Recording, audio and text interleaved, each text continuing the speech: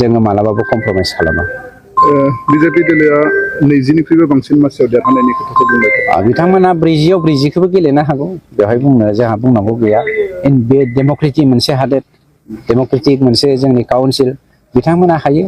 नायनोसै दावहाथिलियाव सोर दावहायाव देरहायो। इउपिपिएल हिसाबै माबायदि जाना दं दा सार? इउपिपिएल हिसाबै जोङो दिनैनि गेजेराव 20 नङा, जों 20निफ्राय बारा देरहानानै दङ। আমাৰ যি পৰম্পৰা আছে 15ৰ পৰা কথা কওক বা 20ৰ কথা কওক, এতিয়া 25লৈকে আহিলোঁ। গতিকে আমাৰ এতিয়ালৈকে দলত সেইটোৱে সিদ্ধান্ত আছে, এককভাৱে ভাৰতীয় জনতা পাৰ্টীয়ে BTRৰ 40টা সমষ্টিতেই আমি নিৰ্বাচন খেলাৰ কাৰণে আমি আমাৰ দলত পূৰ্বত যিটো সিদ্ধান্ত আছিল সেই সিদ্ধান্তত আমি আজিৰ দিনটোত অটল আছোঁ। बियो बिजेपि हान्जानि बिथांमोननि एजेन्डा, बिथांमोननि एजेन्डा बायदि मावगोन। जोंबो खोब खम समनि गेजेरावनो जोंनि एजेन्डानि सायाव जों सावरायनो थांगासिनो दङ। जों आगोलबो इउपिपिएल हिसाबैनो सिखारदों, एबारबो जोङो इउपिपिएल हिसाबैनो सिखारगोन, बेखौनो जोङो सावरायनो थांगोन। नाथाय मोनसे खोथाया सैथो जे जों इउपिपिएल दोलोआ बर' हारिनि राव हारिमु थुनलाइ आसार खान्थिखौ नागारनानै सोरनिबा आथिङाव मालाबाबो हेव मानिग्रा मानसि नङा। आरो जों इउपिपिएल हान्जाखौ बिनि थाखाय दायाखै। जोंनि राव हारिमु थुनलाइ आसार खान्थिखौ फोथांना लाखिनायजों लोगोसे बिटिसिआव थानाय 22टा जाथि जनगोष्ठीजों जों जथायै माबोरै सान्थि गायसनगोन, बिनि थाखायनो जों खामानि मावदों। गतिके मोनसे बाथ्राया कनफार्म, एनि पलिटिकेल पार्टिनि खाथियाव इउपिपिएल दोलोआ हार मानिया, जोङो मालाबाबो कमप्रमाइज खालामा। সেইকাৰণে ভাৰতীয় জনতা পাৰ্টিক শক্তিশালী কৰাটো আমাৰ সকলোৰে দায়িত্ব। আৰু মই ভাবোঁ যে মনোৰঞ্জন ব্ৰহ্মৰ যোগদানে ভাৰতীয় জনতা পাৰ্টিক কোকৰাঝাৰ অঞ্চলত শক্তিশালী কৰিব। আহাবাৰ BPFৰ কবলত নাথাকে। আপুনি নিৰ্বাচন খেলাৰ পৰিকল্পনা আছে নেকি, যাৰ বাবে আপুনি জইন কৰিলে আজি? নিশ্চয়, পিছত এইটো চাম। হাইখামালে কেণ্ডিডেট দিয়ে। आं गोजोन फुंबिलि आसाम फिजिकेल एकाडेमिनिफ्राय बयनिख्रुइ जासिहरग्रोनाय थाबाय। दिनै जोंनि आसाम फिजिकेल एकाडेमिया बिराद खुसिनि दिन बा बहुत इन्जय खालामगासिनो दं। दिनै जोंनिफ्राय 2 गथ' TRMआव सेलेक्ट जाबाय। बे सेलेक्ट जानायाव जोंनि गथ'फ्रा दिनै बिराद खुसि। मथा मथि 6 जनमोन, 6 जनाव दिनै 2 सेलेक्ट जाबाय। बिना जयनिं लेटारबो अलरेडि फैखाबाय। 20 मार्चआवनो बिसोरनो जयनिं लेटार सफैनानै बिसोर ट्रेनिंआव थांसिगोन। दिनैसिम नोंथांमोननि एकाडेमिनिफ्राय साबेसे साख्रि मोनो? दाखालि रिसेन्टलि 3 सेलेक्सन जानानै थांखाबाय। सासे CICFआव थांबाय, सासे BSF, सासे आग्नेयगिर।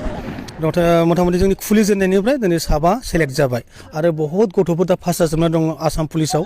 दा बिथांमोनाबो नै काट अफ लिस्ट फैगासिनो दं 12 तारिखआव। माखासेना ड्राइभार्सआव फैखाबाय। दा बिराद मोजांनि बाथ्रा। दा साफ्रोमबो जों सेलेक्सन जाजोबगोन होननानै जों आसाम फिजिकेल एकाडेमिनिफ्राय मिजिंथियो। दिनैसिम साबेसे सोलोंसा दं नोंथांमोना? दा जोंनाव दिनैसिमाव 40+ दङ। दा माखासे बहुत फन फैगासिनो दं, ओरैबा ओरै दा फैनो थाखाय बयबो रेडि। दा जों बेखौ वेलकाम खालायदों, फै जों साफ्रोमखौबो बिदिनो देरहासार खालायजोबगोन होननानै जोंनि आसाम फिजिकेल एकाडेमियाव बयखौ रिकुवेस्ट खालायदों।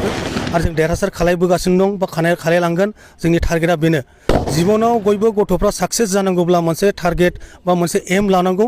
बे एमखौ फुलफिल खालायनो थाखाय बा जोंनि फिजिकेल एकाडेमियाव नुजाफैयोबा जों बेखौ फुलि टारगेट फुलफिल खालायजोबगोन, जिबनाव देरहासार खालायजोबगोन होननानै जों आसाम फिजिकेल एकाडेमिनिफ्राय फुल माने एक्सपेक्टेसन आरोखि। मा फोरोंथाय होयो, मा सुबिदा दं नोंथांमोननि एकाडेमियाव? जोंनि आसाम फिजिकेल एकाडेमियाव जानाय थानायनिफ्राय लानानै हस्टेलनिफ्राय लानानै नोंनि रिटेननि फेसिलिटिसफोर दङ।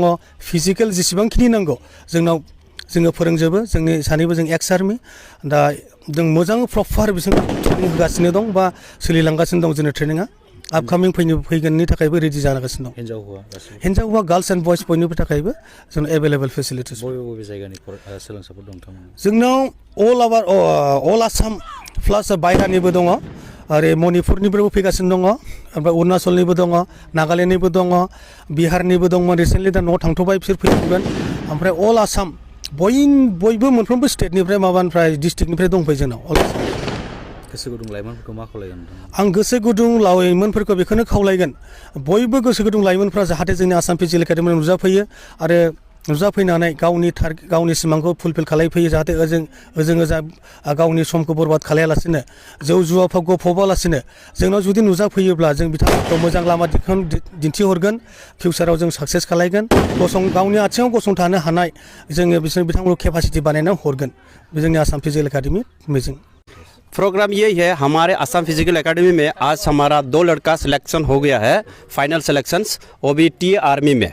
उनका सब कुछ रेडी है, कॉलिंग लेटर भी आ चुका है और 20 मार्च तक ये लोग ज्वाइनिंग कर लेगा। और আমি নিশ্চিত যে এইবাৰ জিএছপি বিজেপি বিপিএফৰ চৰকাৰ হ'ব, ইয়াত কোনো সন্দেহ নাই। ইয়াত আপোনালোকে দেখিছে বিজেপি অকলে খেলিব, ইপিপিএল অকলে খেলিব, তেওঁলোকৰ পাতো তেওঁলোকে চাবা ক'ব লাগে, কিন্তু মেজৰ চিট এটলিষ্ট 30 চিট আমি যে দুইটা পাৰ্টি ল'ব পাৰিম, কোনো সন্দেহ নাই। অলৰেডি আমি কিছু টেকনিকেল যিবিলাক কথা আছে সেইবিলাক হয়তো আপোনালোকে ক'ব নোৱাৰে, কিন্তু মই আজি এটা চিয়ৰলি কৈছোঁ। আৰু সেই কথা যদি কমিটমেণ্ট আমাৰ মানে হেৰি হয়, ডেফিৰ হয়, এইবাৰ বিপিএফ জিএছপি চৰকাৰ হ'ব। আৰু যদি চৰকাৰ নহয়, নৱসেনাই কোনোদিন ৰাজনীতি নকৰে।